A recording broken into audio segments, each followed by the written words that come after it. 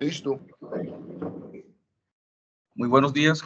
Continuando con las actividades del Departamento de Reumatología de la Universidad Pontificia Bolivariana y Hospital Palotomé Uribe, traigo este tema de gran controversia sobre desmonte de terapia y mantenimiento en nefritis lúpica.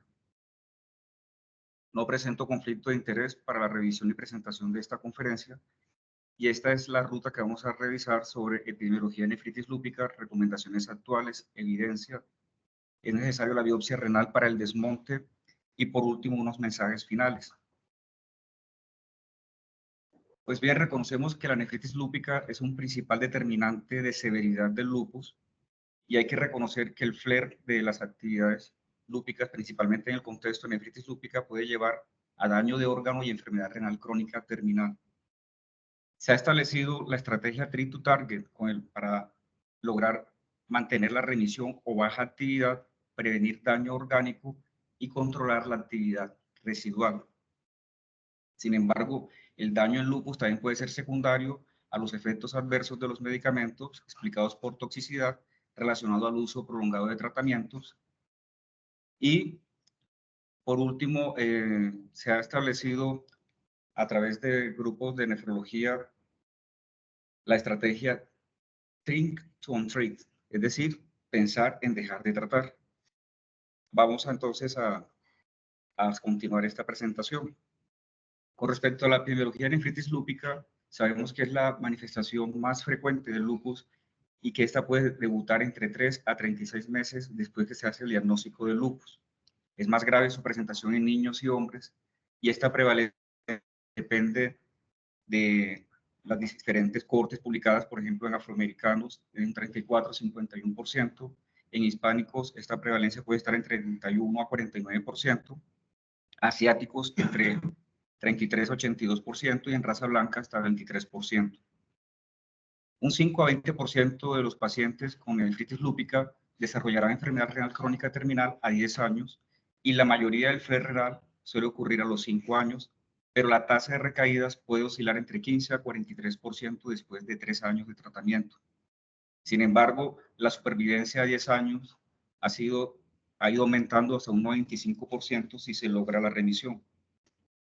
Pero entonces, ¿qué entendemos como respuesta clínica en nefritis lúpica? En las últimas guías publicadas por EULAR en el 2020, se hablaba de una preservación o mejoría de la función renal acompañada de una reducción de la proteinuria en un 25% a los 3 meses, y definía una respuesta clínica parcial al sexto mes si se logra una reducción del 50% de esta proteinuria a niveles subnefróticos con estabilidad o mejoría de la tasa de filtración glomerular. La respuesta clínica completa entonces es definida a los 12 meses como una reducción de la proteinuria entre 500 y 700 miligramos 24 horas, con ausencia de actividad en el sedimento y normalización de la tasa de filtración glomerular. Entonces, teniendo en cuenta las terapias de mantenimiento de nefritis lúpica, tenemos las guías propuestas por EULAR ACR 2020 y las últimas de CADIGO publicadas este año. Ellos recomiendan como terapia inmunosupresora de mantenimiento, como sabemos, el micofenolato mofetil de 1 a 2 gramos día, o en aquellas mujeres que tienen deseo gestacional, azatioprina 2 miligramos por kilo día. CADIGO publica entonces que también esta recomendación del uso del micofenolato, igual dosis de mantenimiento de 1.5 a 2 gramos día, se puede usar azatioprina o un inhibidor de calcineurina si el micofenolato mofetil o la acetoprina no son tolerados. También proponen belimumab, combinación con micofenolato o acetoprina, y en población japonesa el uso de misoribina. Obviamente, el uso de los glucocorticoides, la reducción gradual a dosis muy bajas en aquellos pacientes que tengan compromiso extrarrenal entre 2.5 a 5 miligramos día. CADIGO establece unas dosis más altas que hace regular, entre 5 a 7.5 miligramos día. Y con respecto al tema de hoy, relacionado con el desmonte de esta terapia de mantenimiento, EULAR ACR 2020 propone que puede ser posible después de 3 a 5 años que este desmonte gradual debe hacerse primero de glucocorticoides y luego de inmunosupresores, dependiendo del contexto clínico de cada paciente, pero que se debe continuar hidroxicloroquina si no existe contraindicación. CADIGO establece que esta duración de la terapia de mantenimiento puede ser mayor de 36 meses solo si las manifestaciones extrarrenales están controladas. Pero también debemos tener en cuenta que una vez nosotros ordenamos la terapia de inducción y luego continuamos con la terapia de mantenimiento, existen riesgos versus beneficios de suspender esta terapia inmunosupresora en nefritis lúpica. Por un lado, los efectos de los medicamentos, ya bien conocidos de los glucocorticoides como obesidad, hipertensión, diabetes, infecciones, osteoporosis, el uso de la ciclofosfamida, teniendo en cuenta los riesgos de toxicidad medular ósea, la toxicidad gonadal, infección e incluso oncogenicidad. Con respecto al micofenolato mofetil, efectos relacionados con toxicidad medular ósea, infecciones y efectos gastrointestinales, y de los inhibidores de calcineurina, los efectos conocidos de nefrotoxicidad, hipertensión y diabetes. Sin embargo, el suspender una terapia de mantenimiento corre riesgo el paciente de hacer flare renal o flare extrarrenal, proteinuria en recidiva e incluso hipoadrenalismo en aquellos pacientes que no toleren desmonte de glucocorticoides. Pero si ponemos en una balanza riesgo-beneficio sobre el riesgo de recaída renal, debemos tener en cuenta que aquellos pacientes que tienen más alto riesgo de recaída al retirar la terapia son aquellos pacientes que han presentado recaídas frecuentes, pacientes que tienen enfermedad persistentemente activa, duración corta del lupus, es la edad mayor de 4 al momento de suspender la terapia, o aquellos pacientes que tengan índice de actividad mayor de 2 en la biopsia renal repetida.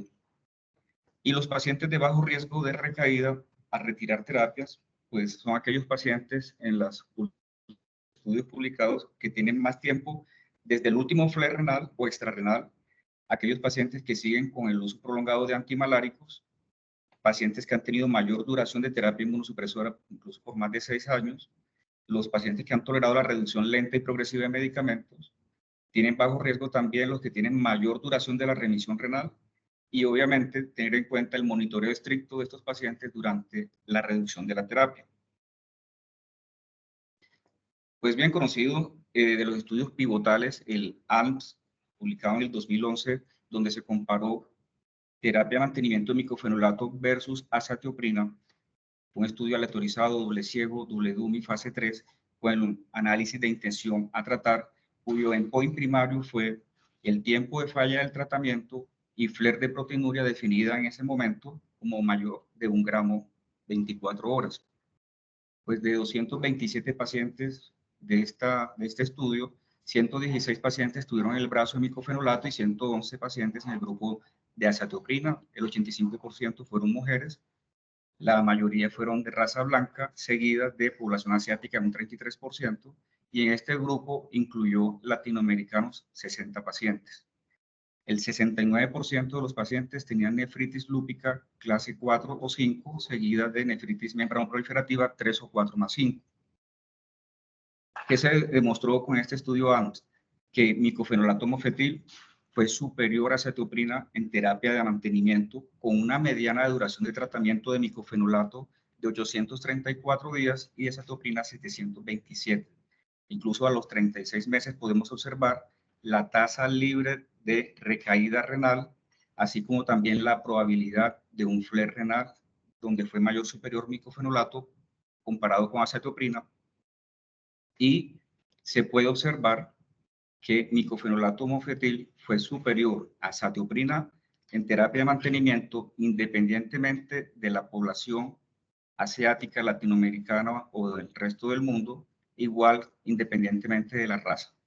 Por lo tanto, tenemos gran evidencia, además de este estudio pivotal, de que micofenolato mofetil en terapia de mantenimiento por más de 36 meses logran los pacientes la remisión renal.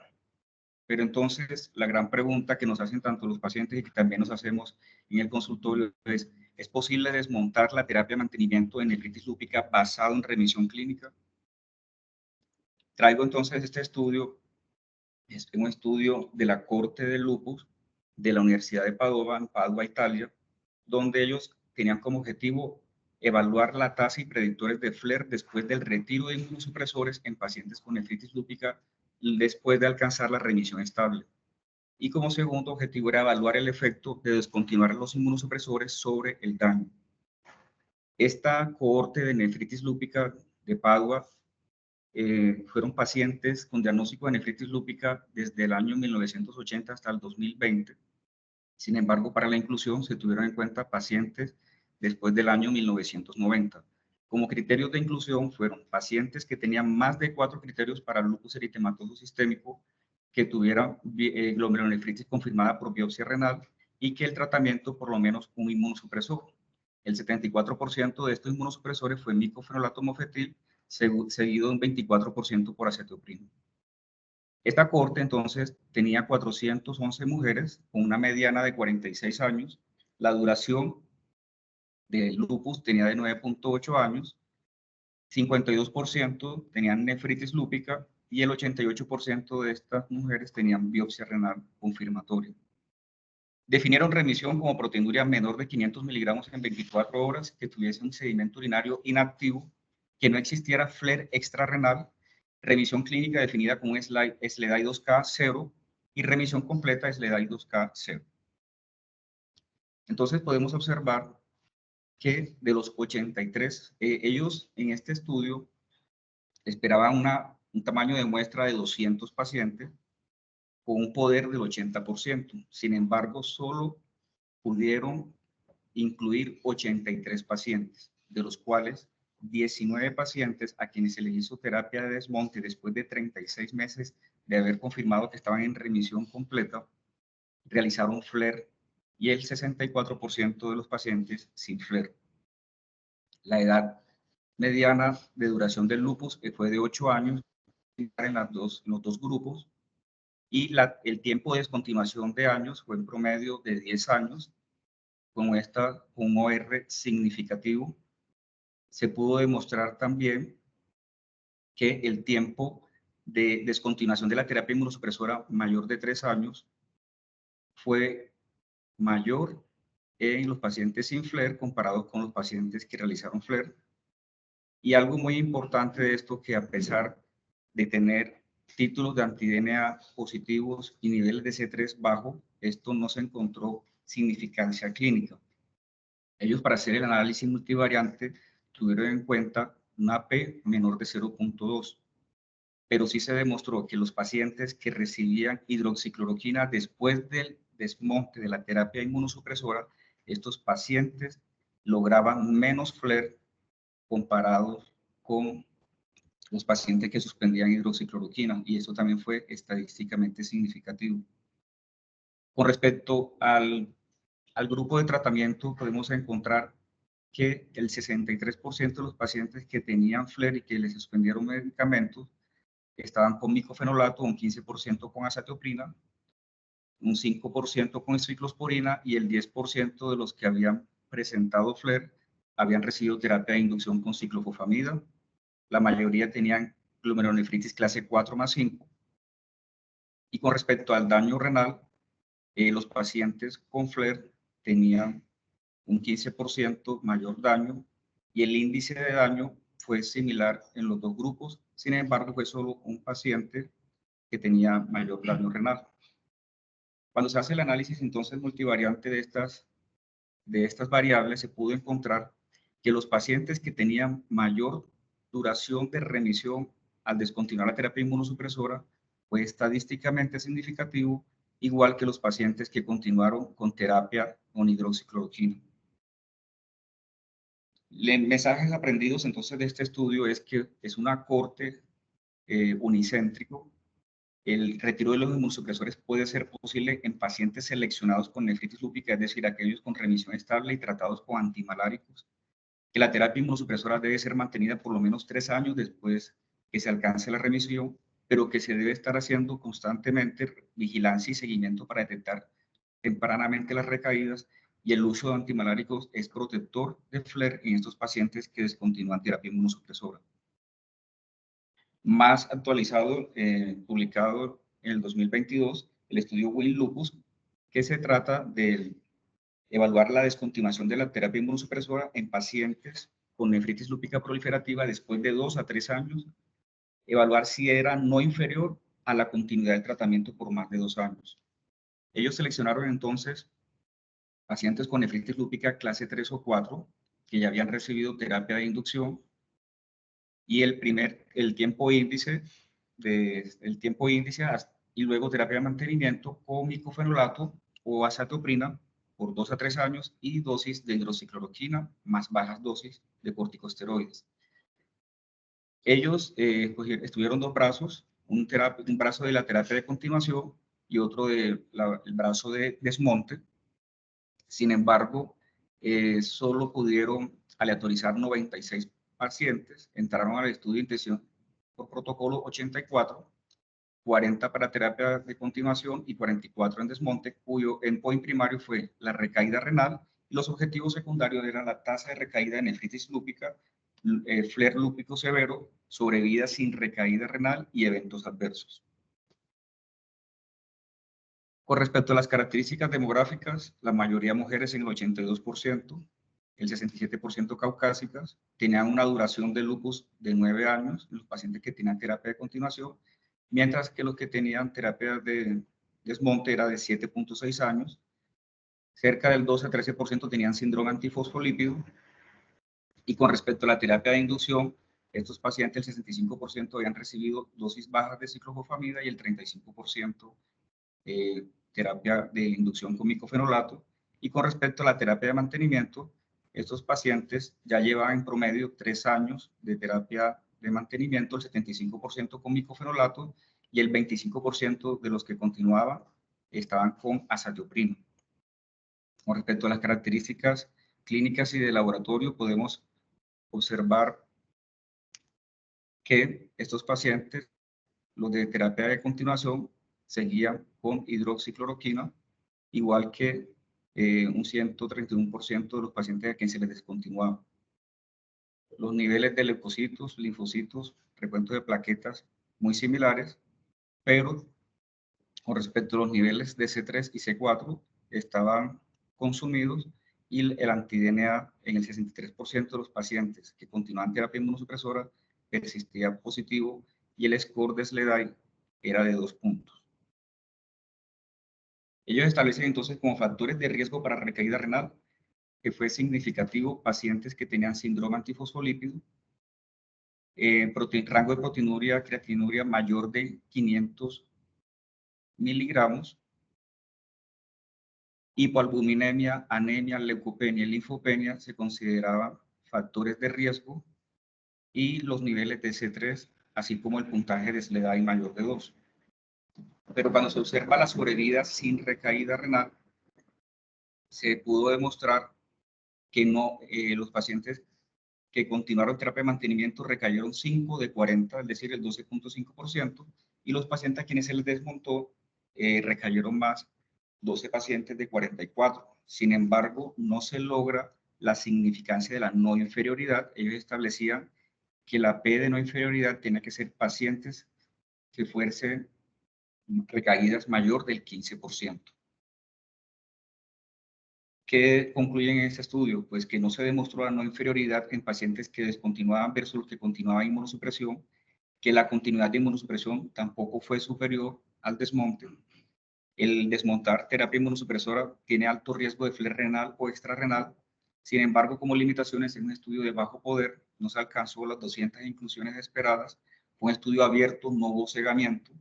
Tanto el paciente, el reumatólogo, el nefrólogo tratante conocían en qué brazo estaban estos pacientes, y la mayoría de los pacientes que descontinuaron inmunosupresión no recayeron, a diferencia de los del desmonte, lo cual confirma que la descontinuación puede ser posible con la ayuda de biopsia renal para mejor estratificación del riesgo de recaída, identificando factores de riesgo clínico y biológicos.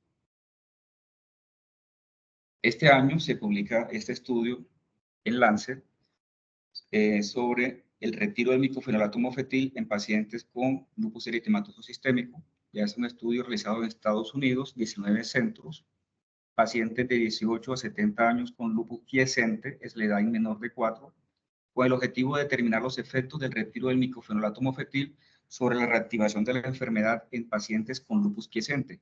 Hasta la fecha no se había realizado un diagnóstico similar con lupus quiescente, sino era con lupus en remisión. ¿Qué tenían entonces en cuenta? Comparar la continuidad de micofenolato mofetil 1 a 3 gramos día a 60 semanas versus desmonte de este micofenolato a 12 semanas. Y también el objetivo era evaluar la no inferioridad. Como objetivo primario, la probabilidad de reactivación clínica significativa a la semana 60 y como objetivos secundarios, el tiempo de reactivación clínica, la probabilidad de flare leve, moderado o severo, cambio en el índice de daño de SLIC, calidad de vida y eventos adversos. Como metodología, ellos habían propuesto o estimado que un riesgo de reactivación a las 60 semanas iba a ser del 5% con terapia de mantenimiento con micofenolato mofetil y que el riesgo de activación en el grupo de desmonte iba a ser del 10%. Se esperaba una muestra de 120 pacientes para que proporcionara probabilidad de confianza de un 85% que este incremento del riesgo sería menor del 15%. Para el análisis de actividad tuvieron en cuenta análisis de la intención a tratar y a través de las curvas de Kaplan-Meier, evento libre de reactivación clínica y eventos adversos. En ese estudio, entonces, ellos utilizaron este esquema de retiro de micofenolato después que llevaban 12 semanas de observar la remisión en estos pacientes. La dosis basal era de 2.5 a 3 gramos día, pero a estos pacientes que estaban con esta dosis de 2.5 a 3 gramos día, cada 4 semanas desmontaban 500 miligramos hasta que a la semana 48 se suspendía el micofenolato. Los que estaban entre dosis de 2 a 2.5 gramos día, también se le hacía desmonte cada 4 semanas de 500 miligramos, e igual que los que estaban con dosis de 1.5 a 1.75 y de 1 a 1250 miligramos día de micofenolato. Este estudio fue realizado entre noviembre del 2013 hasta abril del 2018 de 123 pacientes aleatorizados. Al final del estudio, 43 pacientes completaron en el brazo de terapia de mantenimiento y 48 en el grupo de retiro. Con respecto a la raza, el 49% fue de raza blanca, el 39% de raza negra, nativos en terapia de mantenimiento solo un 4%, latinos un 20%. Una mediana de edad de 42 años, tenían como historia de nefritis lúpica en el 80%, las dosis de prednisolona en el 33% ya se encontraban menor de 5 miligramos día y la duración con respecto al tiempo con micofenolato en ambos brazos fue cercano a 7 años y podemos observar que el Selena-Sledai en el terapia de mantenimiento fue de 1.8 y en el de retiro muy similar en 1.8. Con respecto a remisión definida por Doris, la terapia de mantenimiento fue de 82% y en el grupo de retiro del 78%. Un 27% de estos pacientes ya tenían C3 bajo en el grupo de mantenimiento, comparado con un 18% en el grupo de retiro. Y con respecto a enfermedad renal crónica, el 4% de los que estaban con terapia de mantenimiento estaban en estadios 3 y los del grupo de retiro, cerca del 12% también estaban en estadio 3A.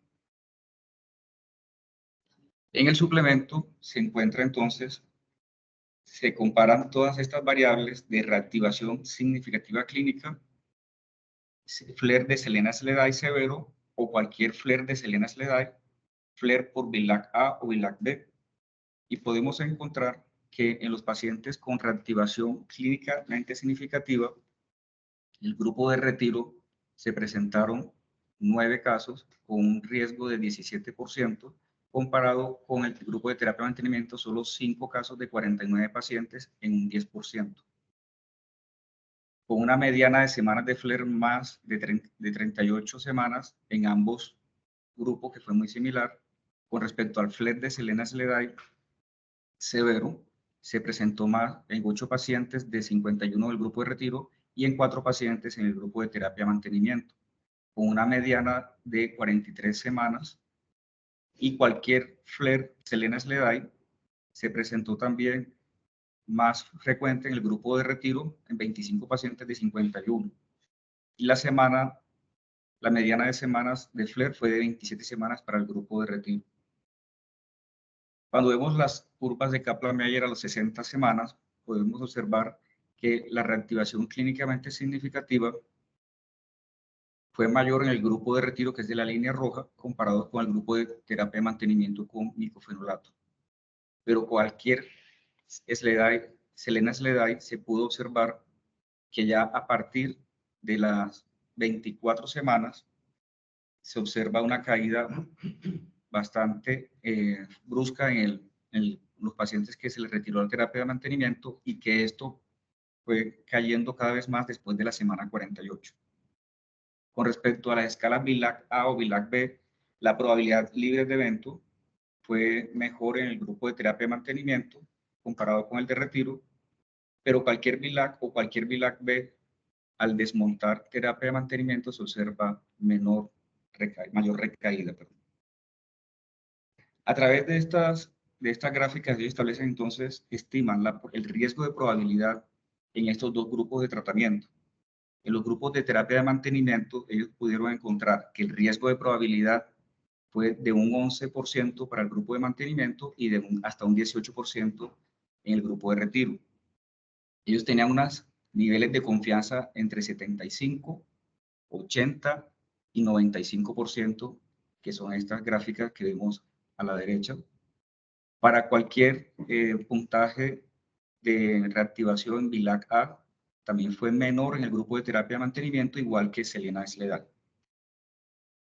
Con respecto a los eventos adversos, se presentaron un total de 189 eventos en el grupo de terapia de mantenimiento, es decir, el 90%, y 205 eventos en el grupo de retiro.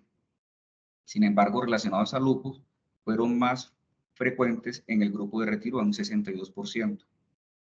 Fueron más frecuentes las infecciones en el grupo que continuó terapia de mantenimiento con micofenolato, pero estas infecciones son las que siempre hemos conocido, las infecciones relacionadas a herpes zóster o relacionadas a las citopenias generadas por la terapia inmunosupresora. Con respecto a neoplasias, se presentaron 12A de mama, uno en cada grupo, y un adenocarcinoma de colon en un paciente del grupo de terapia de mantenimiento con micofenolato. Con respecto a mortalidad, no se presentó ninguna mortalidad. Y con respecto al tiempo a la primera infección en estos grupos, fue más frecuente en el grupo de micofenolato, sin lograr tampoco una significancia clínica estadística. Pues bien, entonces, ellos proponen que en pacientes con lupus quiescente el retiro de micofenolato no fue significativamente inferior a la continuidad de la terapia de mantenimiento, que existe riesgo de incremento de esta reactivación hasta un 6 a 8% cuando se suspende el micofenolato. Estos hallazgos son muy consistentes al explicado anteriormente, el WIN-Lupus. El WIN-Lupus tenía 102 pacientes y este estudio también logró aleatorizar cerca de 96 pacientes. Se establece también que debemos explicarle siempre al paciente de una forma consensuada sobre los riesgos y beneficios de suspender una terapia de micofenolato mofetil, teniendo en cuenta si este paciente está en remisión completa o si la paciente tiene deseo gestacional. Pero sin embargo, como riesgo de sesgo, fue un estudio abierto y tampoco hubo enmascaramiento y no se logró el poder porque solo se reclutaron 96 pacientes de 200 propuestos. Entonces, el primer estudio de la corte de Padua, fue una corte retrospectiva, a esos pacientes no se les hizo biopsia renal repetida, e incluso los de este estudio WIN-Lupus tampoco. Entonces la pregunta que tenemos es si la biopsia renal guiada puede guiar el desmonte de terapia de mantenimiento. Sabemos que pueden existir discrepancias entre remisión clínica y remisión patológica, que algunos pacientes pueden tener proteinuria crónica con lesiones histológicas crónicas. Los pacientes sin proteinuria pueden tener lesiones histológicas activas, pero que una actividad patológica se considera un factor de riesgo de recaída. Y hay que tener en cuenta además que la ausencia de actividad lúpica no excluye el riesgo de recaída al momento de desmontar la inmunosupresión. El doctor Malvar y colaboradores habían propuesto este protocolo de biopsia renal repetida en una corte de nefritis lúpica de 76 pacientes que tenían glomerulonefritis clase 3 más 4 o más combinada con 5. que habían recibido tratamiento por lo menos 42 meses con inmunosupresión y que se encontraban en remisión por lo menos 12 meses antes del retiro. Estas biopsias renales, en un grupo de 21 pacientes, se repetían biopsias a los 24 meses. De este grupo, 6 pacientes continuaron con actividad histológica persistente y al repetir biopsia a los 24 meses después, se suspendió la terapia inmunosupresora solo en 4 pacientes por actividad histológica ausente. En cambio, en el grupo que tiene de 55 pacientes a quienes se les suspendió la terapia inmunosupresora, estos pacientes fue porque tenían ausencia de actividad histológica.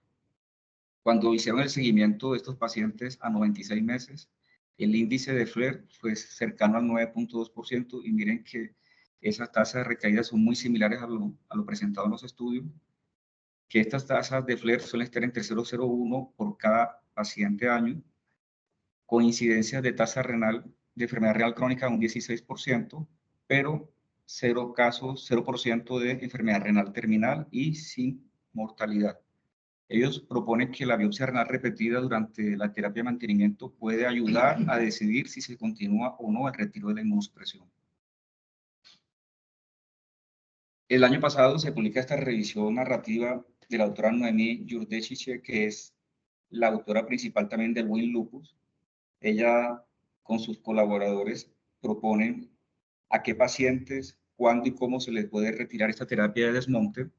Establecen lo que hemos hablado anteriormente, que aquellos pacientes que lleven más de 3 años en terapia de mantenimiento con remisión completa, con función renal estable, con índice de proteinuria creatinuria menor de 0,5, o enfermedad renal extrarrenal quiescente y sin deseo gestacional, y que no tenga factores de riesgo para recaídas como niveles de C3 bajo o perfil antifosfolípido, estos pacientes pueden ser candidatos a terapia de desmonte con la estrategia de dejar pensar en el desmonte, que obviamente estos pacientes también se logre el desmonte de glucocorticoides a quienes sea posible y continuar micofenolato, mofetil o azatoprina con este desmonte propuesto de 500 miligramos, pero cada 3 meses, no como se demostró en el estudio anterior. Pero los pacientes que no tengan contraindicación para continuar la hidroxicloroquina, podemos seguir utilizándola. Teniendo en cuenta entonces que también se pueden presentar eventos adversos, tanto de la recaída, las infecciones y la malignidad, pero ellos dejan abierta la discusión de realizar biopsias renales repetidas para definir a qué paciente se le puede realizar el desmonte de la terapia inmunosupresora. Por último, entonces, sabemos que la biopsia renal repetida es una estrategia invasiva que igual suele ser de alto costo para los pacientes y en nuestro medio no es fácil el acceso en algunas poblaciones. Están los estudios de proteómica evaluando los microRNAs en orina como marcadores en pacientes que podemos detectar recaída renal. Sobre todo en este artículo nos mencionan al microRNA 21, que es un mediador crítico de inflamación de la señalización de linfocitos, con una área bajo la curva del 89% cuando se comparaban pacientes con nefritis lúpica versus pacientes sanos. Lo mismo que marcadores como microRNA 146A y el microRNA 29. Este microRNA 29C es capaz de predecir fibrosis y severidad con una tasa de una especificidad mayor del 80%. Entonces, como mensajes finales, tenemos que es un tema controversial, que el desmonte de la terapia de mantenimiento en nefritis lúpica debemos seleccionar muy bien a nuestros pacientes, individualizarlo, pues debe ser mantenida por lo menos más de 3 años, por lo que muestra la evidencia que el riesgo de FLAIR renal sigue siendo entre 6 a 8% con enfermedad quiescente. La evidencia hasta ahora no es inferior al del retiro versus la continuidad, pero en un mundo ideal, en aquellos pacientes con función renal sostenida, con remisión renal sostenida, compromiso extrarrenal quiescente y uso prolongado de antimaláricos, puede ser una opción consensuada. Sin embargo, todavía deja el sinsabor porque recaída hasta un 9%. Sabemos que estos pacientes progresan rápidamente, y aquellos pacientes en nuestra población que no tienen fácil acceso a una biopsia renal o incluso a una remisión a una institución de tercer o cuarto nivel, esos pacientes progresarán más. La medicina personalizada como terapia a largo plazo para identificar biomarcadores de actividad diferente a métodos invasivos como la biopsia renal. Muchas gracias.